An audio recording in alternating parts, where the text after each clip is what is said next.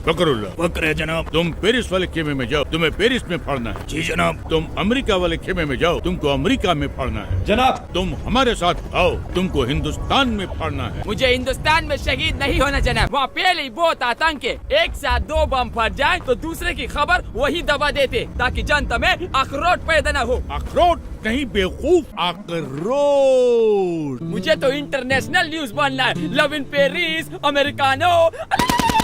बेवकूफ, नामाकूल, गुस्ताख। इसके लिए तुझे अंग्रेजी सीखनी चाहिए थी, काफिर की औलाद। अब तुम 2 ही जगह पढ़ सकता है, या पाकिस्तान या हिंदुस्तान। हिंदुस्तान जनाब। सुभान अल्लाह। आओ मेरे साथ। किसी भी मुल्क में जाकर पढ़ने के लिए सबसे पहले तुम्हें उस मुल्क के आम आवाम का एक हिस्सा बनना पड़ेगा, जिससे किसी को भी तुम पर शक न हो। इसलिए सबसे पहले मैं तुम्हें एक सच्चे हिंदुस्तानी जैसा बनाऊंगा। तुम्हें हिंदुस्तान की तवारीख और वहाँ की रवायत जाननी होगी, और वो तुम्हें मैं नहीं बताऊंगा, ये बताएगा।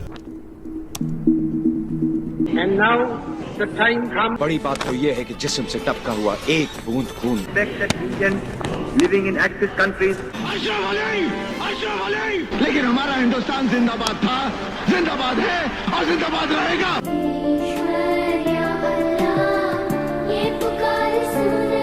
हिंदुस्तान जिंदाबाद।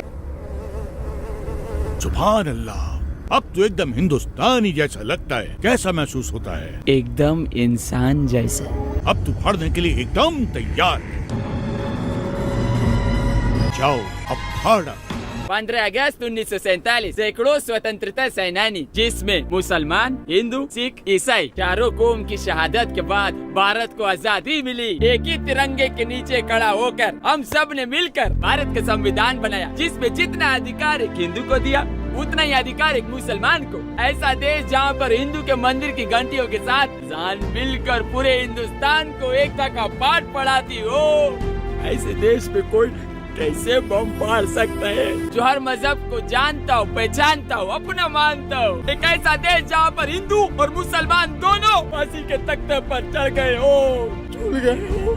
ऐसे देश पे बम कोई कैसे फाड़ सकता है? खामोश काफिर, गड़रिये की औलाद। वापस तो हमारा बम हम खुद फाड़ देगा।